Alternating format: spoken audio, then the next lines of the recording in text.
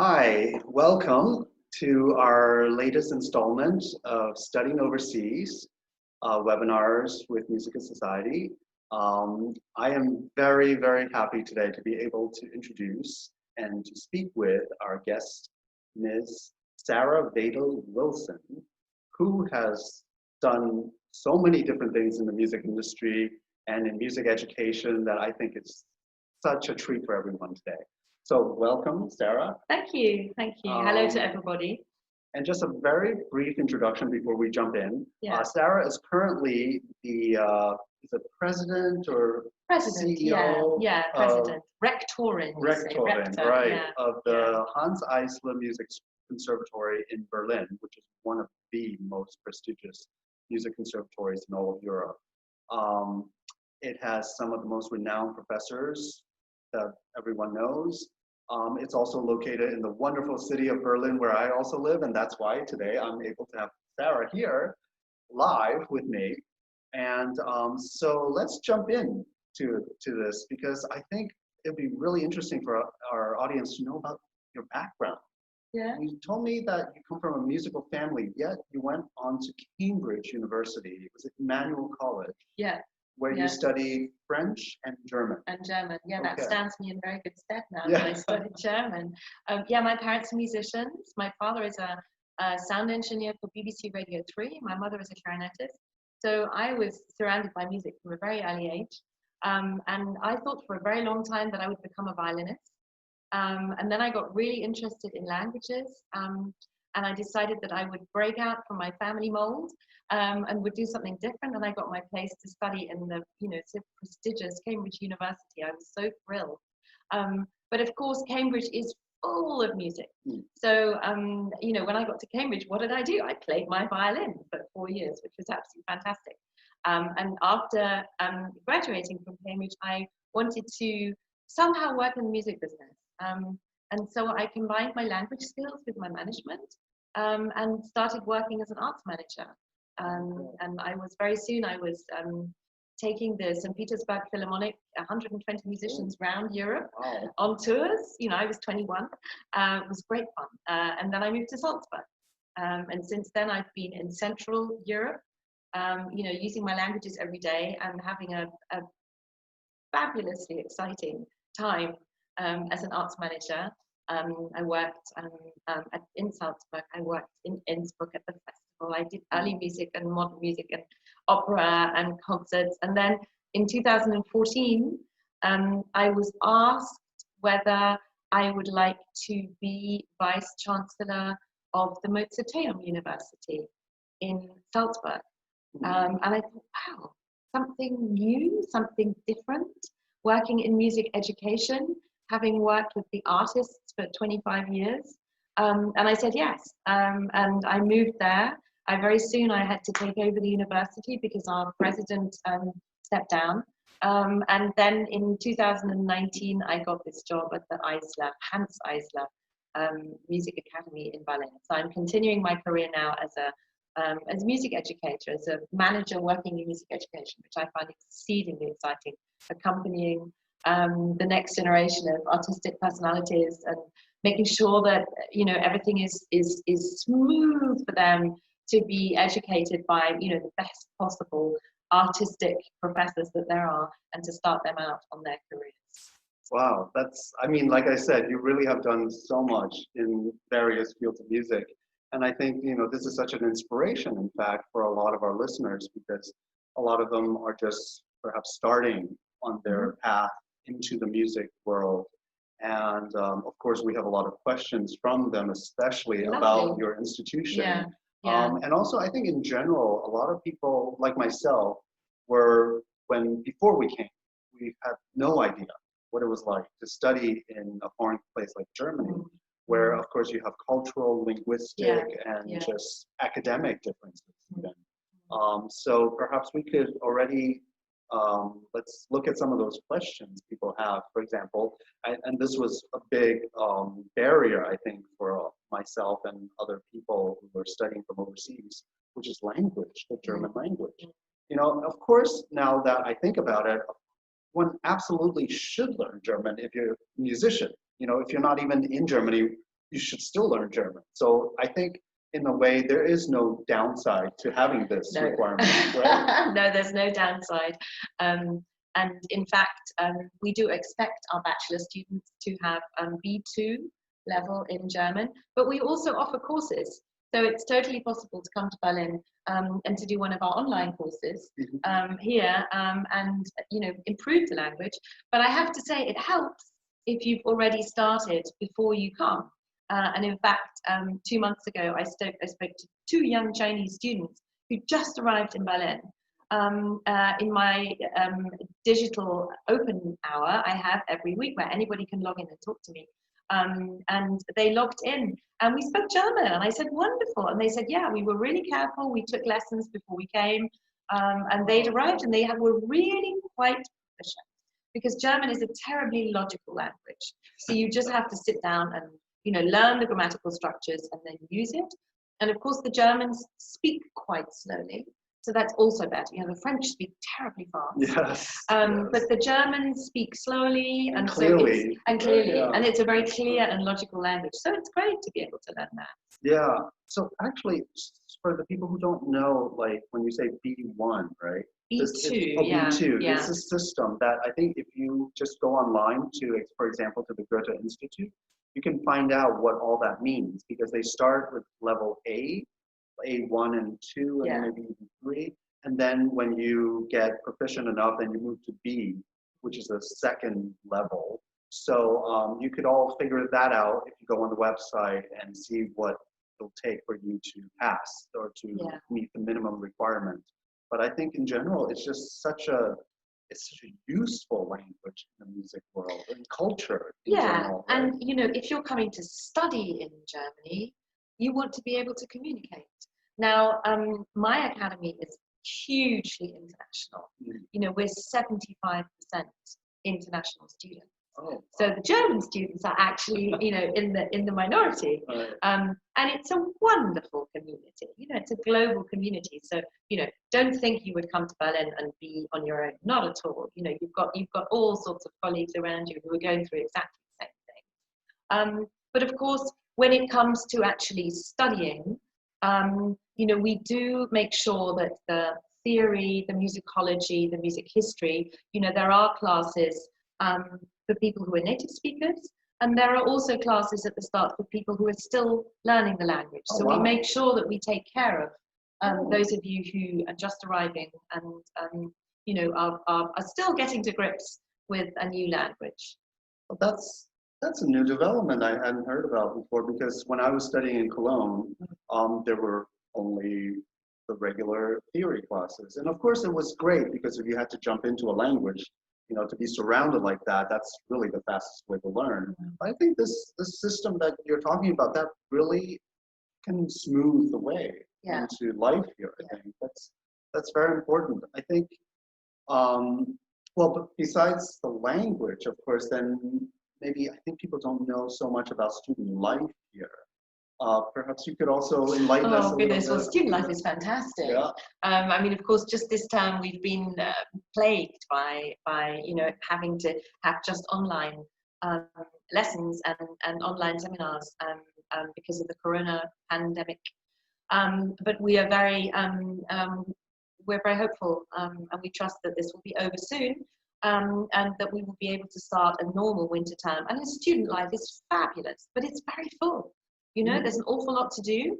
The Bologna system, the European universities work with the Bologna system. And that basically means that your studies are divided into the various sections of the things you need to get credits for, whether that's chamber music or orchestral playing or the music theory, harmony, all these many things that make up an education for a musician. So it's divided up. So you have to get 240 credit points for your bachelor degree. And so you know, there's a lot to do and there's a lot of organization and, you know, going to classes and taking part and then of course having your lessons and practicing. You know, this is the thing about being a musician, isn't it? You know, it's not done when you hand in that essay or you've had your lesson. Yeah. You know, we need to practice, and we have a very large number of practice rooms at the Eisler. Oh, wow. Yeah. That's a luxury. Yeah, and a very good system. And my students tell me that it's a very good system. I mean, there are never going to be enough for everybody to have a single one. You know, I mean, this doesn't happen. So one has to, you know, planning and stuff. But we have a very good system online where you can book your practice room and you can practice. Okay. During the day and during the evening and also at the weekends. And I think a lot of students, they were curious about the living environment or conditions. Like, do students live in dorms, or do they, because I remember staying in the Studentenwerk, which is a dormitory, but not just for the music students, for all the university students in the city, and you have to line up and sign up for it and hopefully get a room. But otherwise, would the school be able to help a little bit, help finding? Well, the school, all the Berlin schools, universities and academies, there are 11 of us.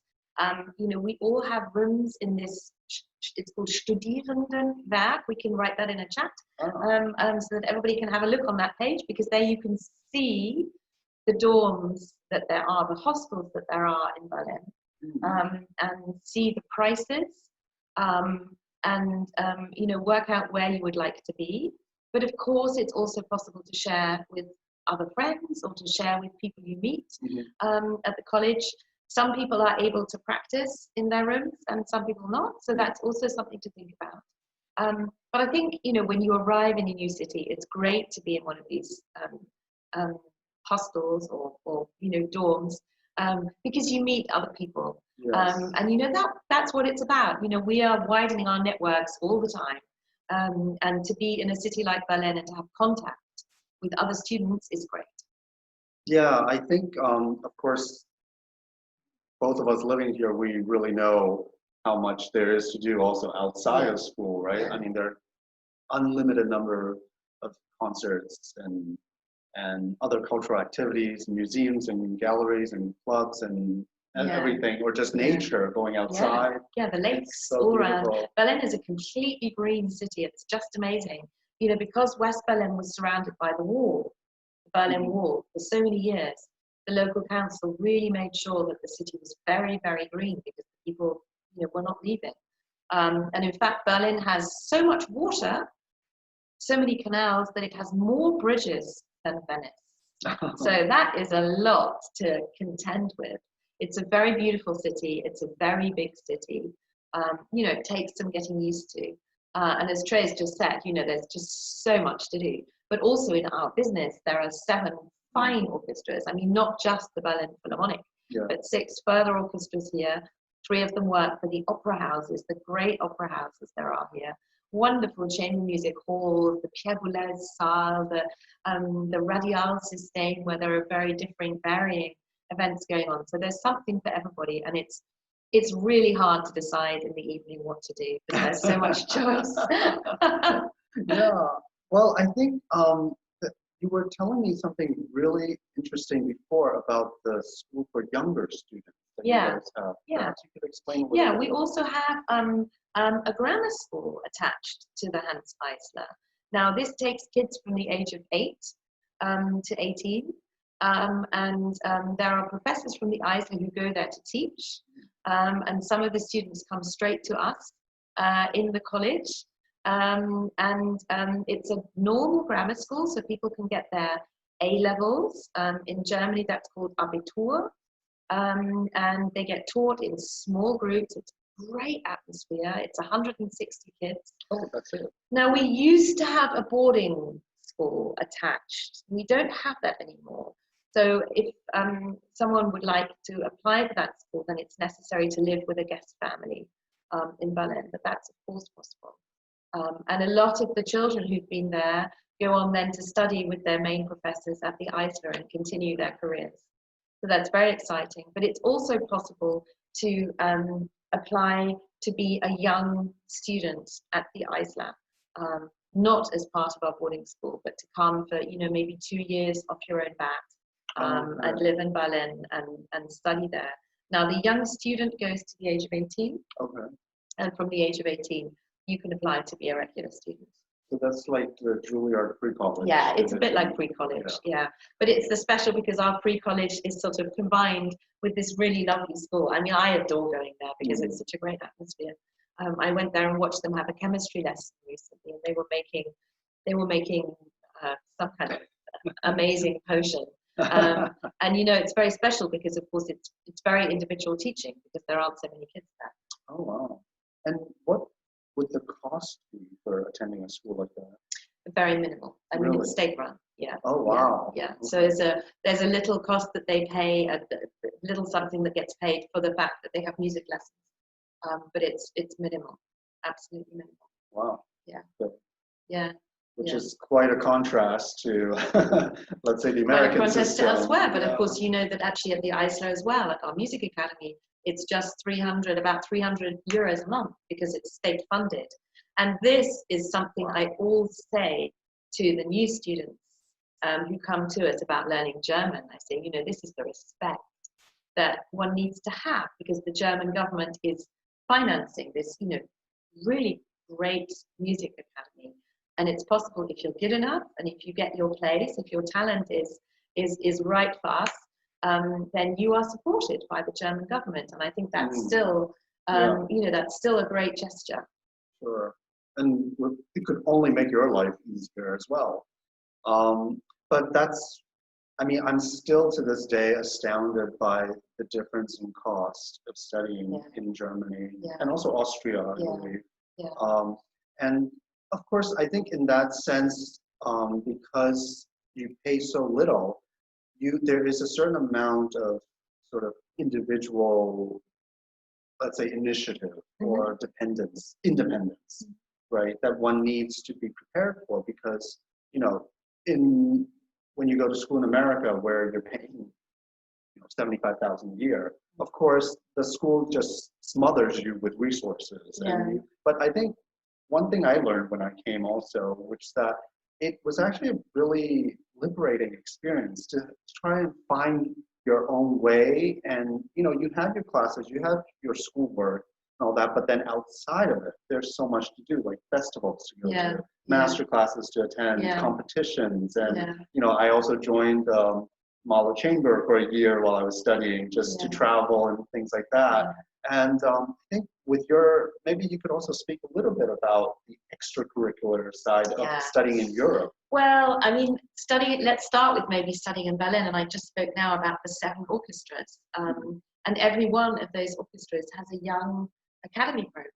Oh, okay. So, in fact, at the Eisler, we don't have a Hochschulorchester, we call it, so an academy orchestra, very often because all our students are out playing in the Berlin orchestras. It's amazing, you know, because there's such a high standard at the Eisler that the Berlin orchestras are really pleased to invite you to come and play in their academies, and, you know, you get to substitute. So, you know, it's a really very positive effect of being here in Berlin, is that there is that possibility. So you mean when you're studying at Hanns Eisler, there are auditions available, so the students can go and take these auditions, and then if they are successful, they would either be studying additionally in the academy, like the Berlin Karajan Academy. Yeah, the Karajan Academy. Yeah, exactly. So we have a lot of singers who are in the opera studios. Okay. Yeah, and they're on stage. You know, they're studying.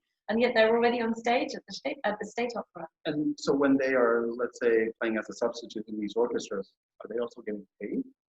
I think there's a way, because of a student having a special status in Germany, there's a way of kind of making that work, that there's no tax necessary, that they don't use their student rights, because one has to be very careful. Right. You know, if you're a student, you're being supported by the state, so it's not possible to earn huge amounts.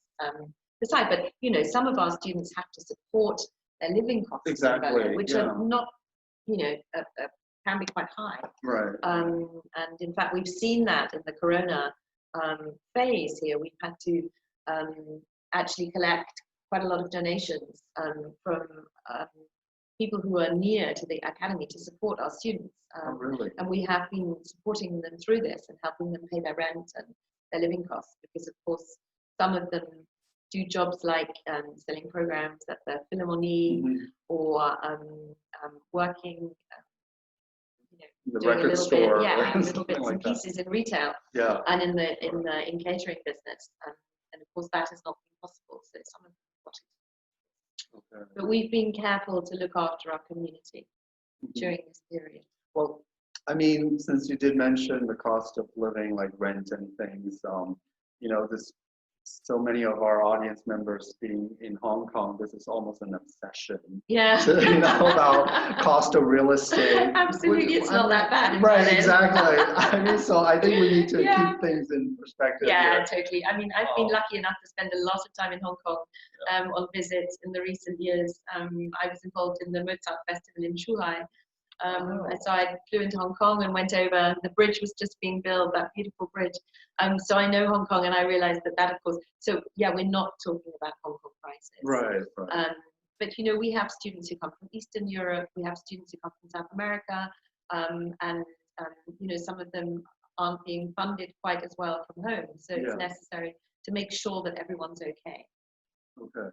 But so, I mean, in general, to our listeners, we're talking probably less than half of Hong Kong's rent still, Berlin rent. The city has grown a lot. The prices have doubled in the last 7 or 8 years, they say. So that is something still to consider. And, but then, so, with all of this, if they are really interested now, because you said the next deadline actually is July 10th. July the 10th. For the next semester. Yeah. And what's interesting, is it still the case you can apply to either semester?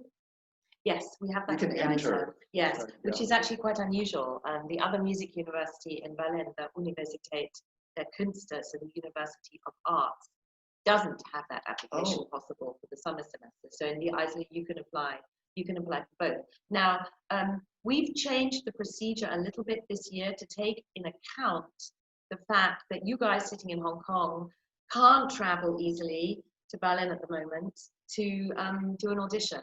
So we have 2 rounds.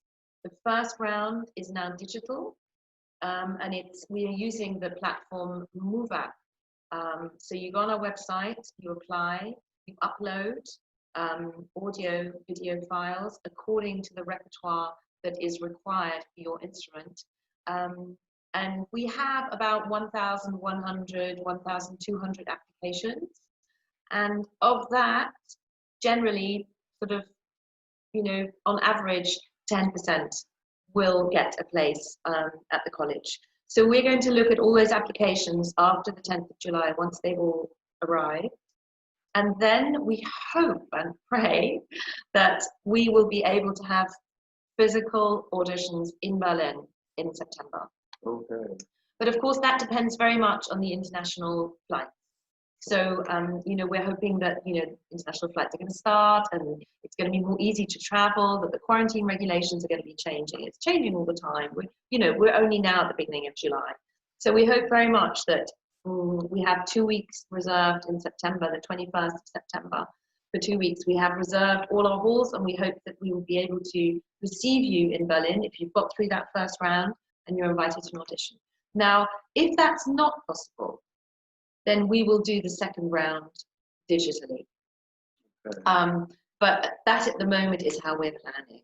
So you still have a bit of time to apply, not very much. Yeah. But that's the nice thing though, because if you can't make this deadline, you could just wait 1 semester as opposed to 1 year, like most universities. So you could start next spring, which is next March or April? Next April. Right. So our terms go, the term is October to April, and then or to the end of March, and then April to the end of September. And then within that time, we have the lecture period, so the teaching period. So teaching periods is generally about 3rd, 4th, 5th of October to the first week in February. Mm-hmm. And then there's a 7-week break for exams and going home and going to masterclasses and traveling and having some sleep.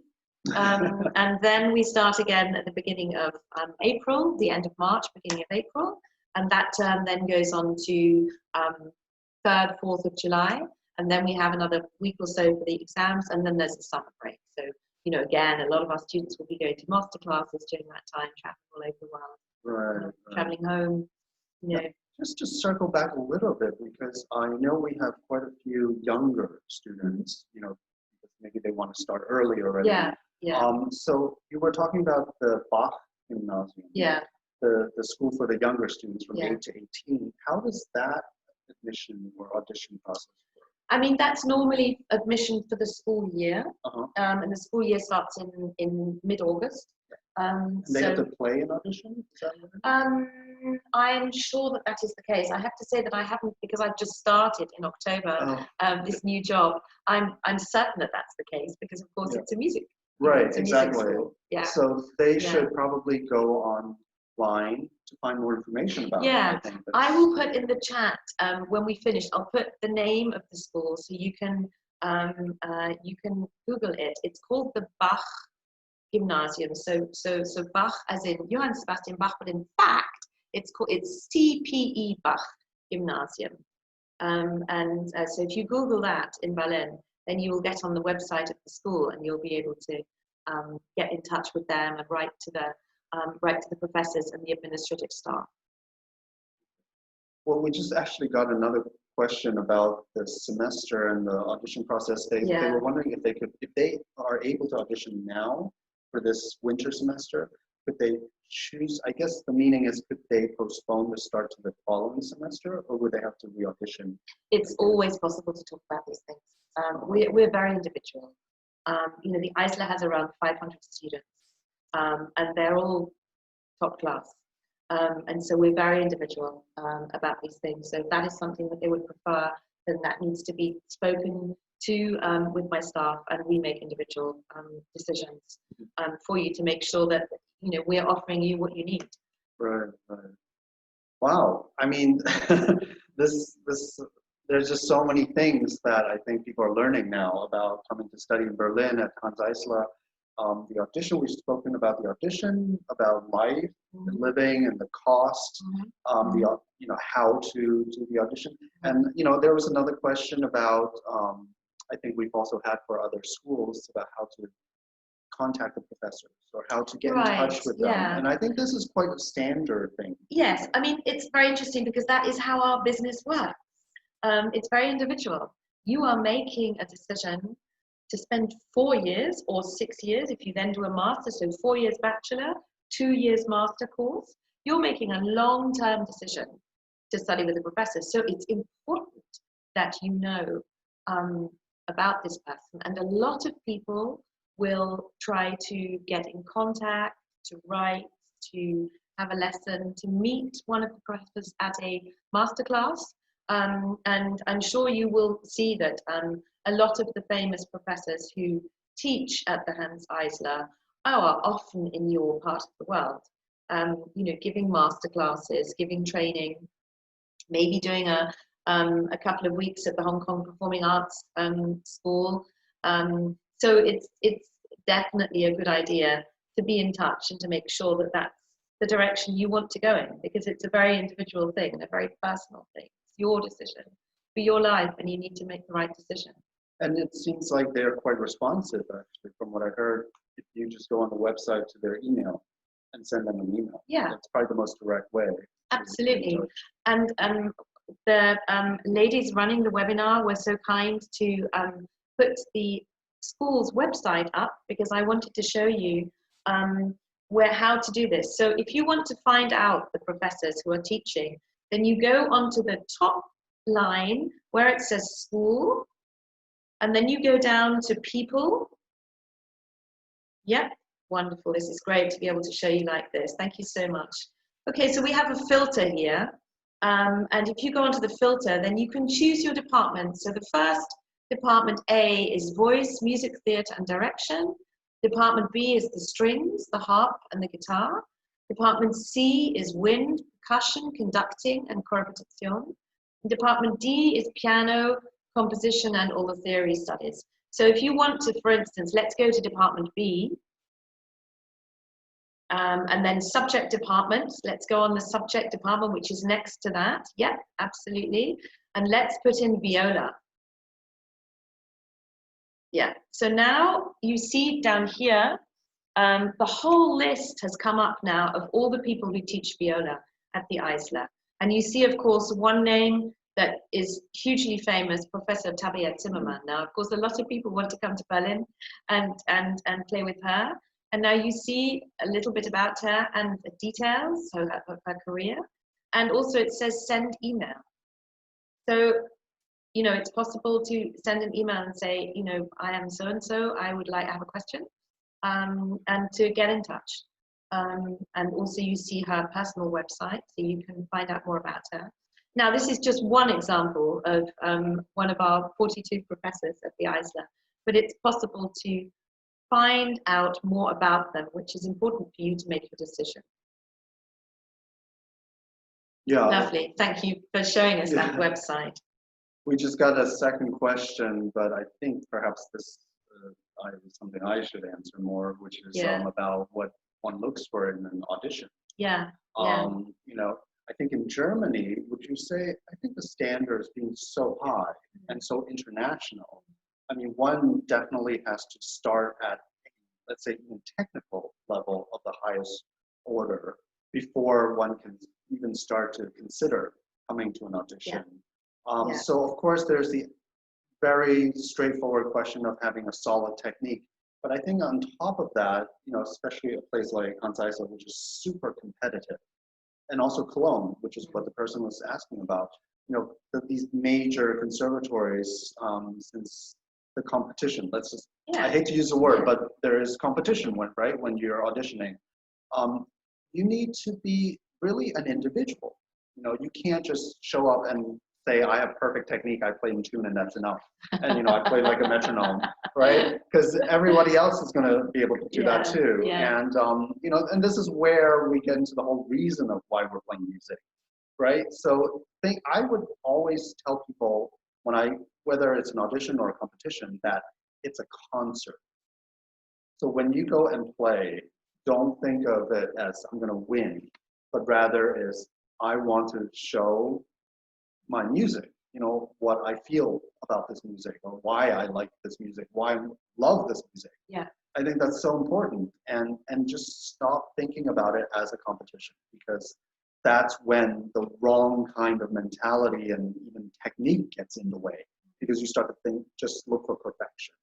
Of course, nobody can play absolutely perfectly, but if you're already at that level, technically, then just let the music take over, because that's what we want. And I believe that's what the professors want here, right? Because they are artists first and foremost. Exactly. And and they want to choose people who they enjoy teaching. You know, it's also for the teacher, for the professor, it's about finding someone to invest your time in. You know, they are investing as teachers in the next generation. They want to find out who are going to be the most exciting artists of the next generation. And, you know, of course it's about technique, I mean, of course the technique has to sit, but it's about finding the artistic personality. And it's the question of, what do you want to say?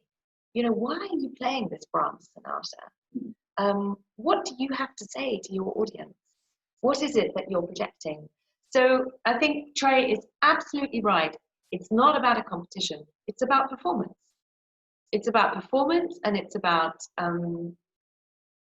convincing that you are dedicated to what you do, and that it is worthwhile the school and the teacher investing his and her time in you and creating a collaborative relationship with you. Well, you know, I think we've spoken so much about, I think people are learning so much about studying at Hanns Eisler and the whole process and the whole experience of it. Maybe we could also move a little more towards what happens during and or after, you know, especially because you're talking about how Hanns Eisler is working, so many students at Hanns Eisler work with the orchestras and maybe go to festivals, and you having worked at so many festivals also. You know, I think a lot of, especially parents probably have concerns about, you know, how when their child comes to a school like Hanns Eisler, then what is the path? You know, where do they go from there, or how do they go? Well, that's lovely that you should ask this question, actually, because it gives me the chance to say something which is very important about the Hanns Eisler, which is that it is the only one of the 24 music academies in Germany which just concentrates on that artistic path. We don't train teachers, which is what other universities do. They're training the music teachers of the future, which is hugely important. Yeah. We train the soloists, the concert masters, the top orchestral players, the chamber musicians, the conductors of tomorrow, the pianists of tomorrow, the soloists. So this is part of the really high standard of the Eisler. And one very interesting thing we have, which is, I'm sure, fascinating for all you violinists out there, is that we actually have a concert master training as well. Wow. We have a training for you to lead an orchestra. And we have a number of leaders in the Berlin orchestra who have been trained by us. Who've just started. In fact, 2 of them have just started. It's really exciting. One with Barenboim at the Staatskapelle, so playing at the Staatsoper. And another is just starting at the Deutsche Symphonieorchester. Wow. She's just had a baby. Great, she's getting it all organized. A lovely girl. So we train you for that as well. We're training people for the top positions. Right. And of course, there is some insecurity now in these times of Corona and COVID hitting us all and hitting the profession, but it will recover.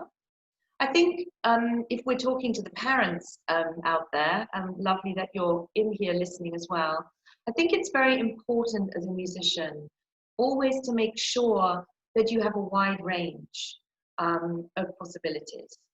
There's this saying about putting all your eggs in one basket.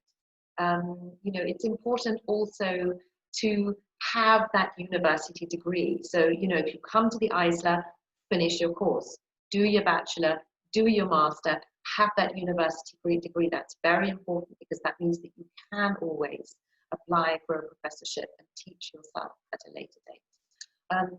But also to know that, you don't just set your sights on being a soloist, but, chamber music is also important. We have wonderful chamber music courses as part of every bachelor and master degree.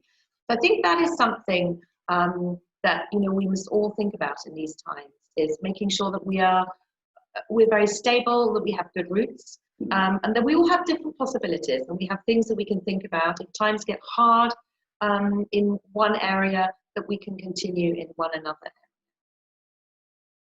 Great.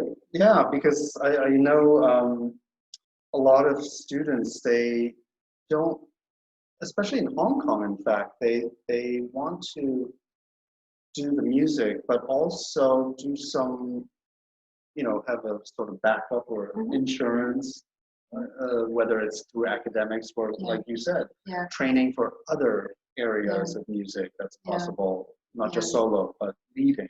I mean, that's so interesting that there is this orchestra leading. Yeah, I've never heard of that. Yeah, it's really wonderful. Yeah. And we have on our string faculty wonderful players. And one of our string professors, Kolja Blacher, was the leader of the Berlin Philharmonic. And now he teaches at the Eisler, and I mean, it's wonderful, fabulous opportunity.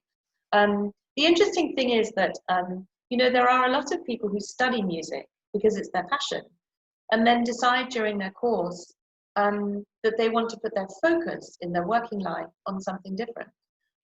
For instance, in music educating, in concert halls, or they want to go off and be a programmer, or they want to start an agency and support other, or like me, I was nearly a violinist, but in fact, I've now become an arts manager and had a fabulous time doing that. So it's not, we are training for the profession. Of course, we're training for the profession, but we are also educating our students. And education means having an open mind. And it means having the horizons there in order to spread your wings after your studies and do what is going to be fulfilling for you in a professional career. And that doesn't necessarily mean that you do what you've been trained to do. Mm-hmm. Very wise words indeed. I think that probably answers most of the questions we have. because, you know, I think judging from the interest of most, oh, we have another question. Let's see. On-campus work or job opportunities for international students? Yes, there are. I mean, we have students who come and work in the various areas of the administration, who want to maybe support us in running the events. You know, we have 300 events happen at the Eisler every year, you know, whether that's the concerts or the opera performances or the orchestral or the chamber music. So yes, that's possible.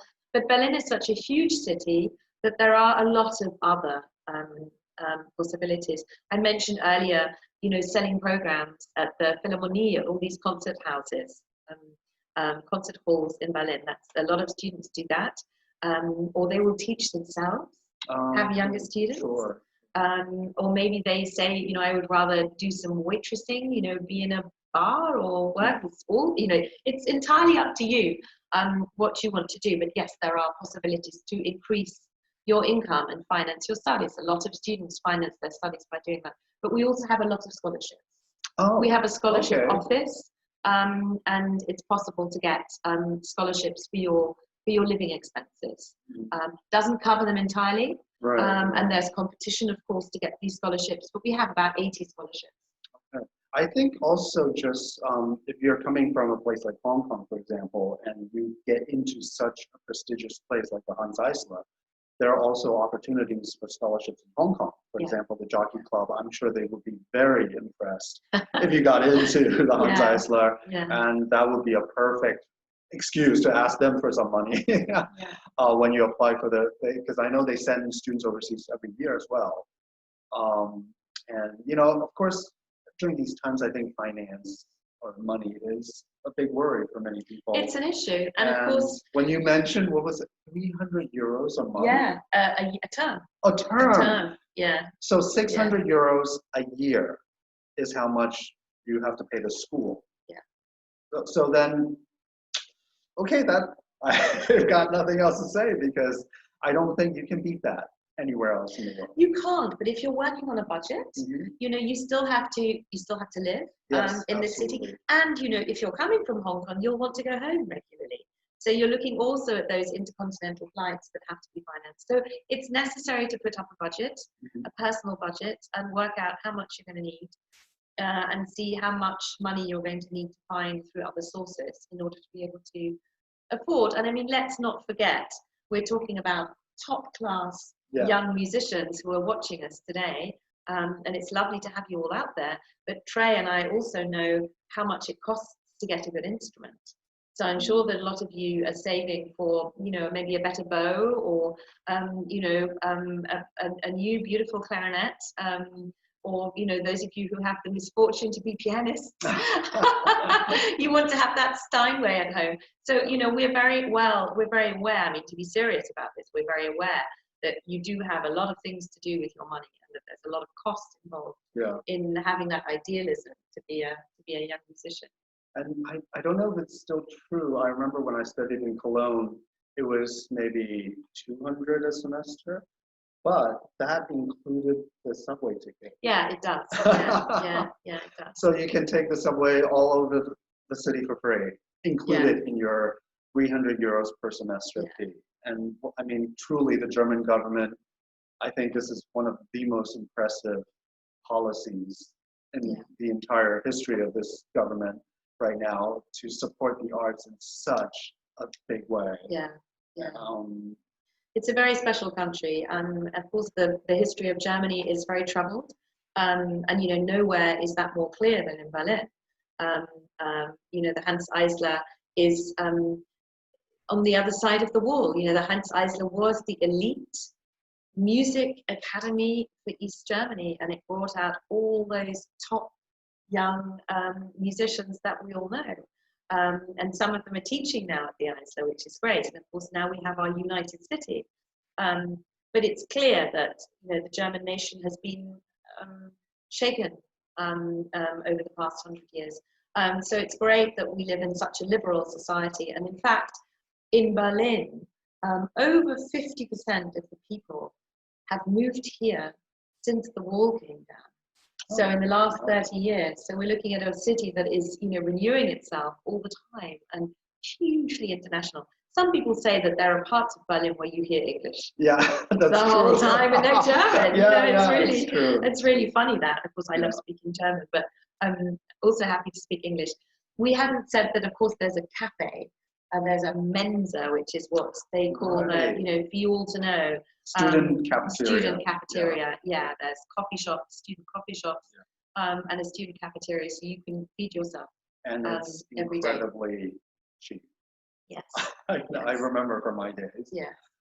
Maybe just one last question then, because this is about, they're asking about just performance opportunities in the school.